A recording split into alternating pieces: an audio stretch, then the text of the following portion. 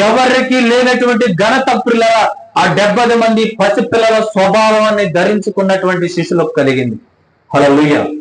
అంటే వీరు ఎలా ఉన్నారు? నూతన స్వభావాన్ని ధరించుకున్నారు. ఆ 70 మంది శిష్యులలో యేసుక్రీస్తు వారి కంటే పెద్దవాళ్ళు ఉన్నారు. యేసుక్రీస్తు ప్రభు వారి కంటే చదువుకున్నటువంటి వారు ఉన్నారు.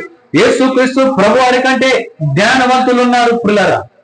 అయినను వారు యేసుక్రీస్తు ప్రభు వారి మాట విని వారు ఊరిలోనికి వెళ్ళి సువార్త ప్రకటించడానికి వెళ్ళినప్పుడు పిల్లరా, వారు అద్భుతాలు చూశారు, ఆశ్చర్య కార్యాలు చూశారు.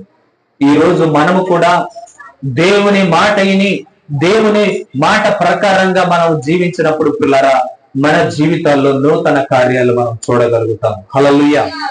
అంటే మన స్వభావం మారినంత వరకు దేవుని కార్యాలు మనం చూడలేము.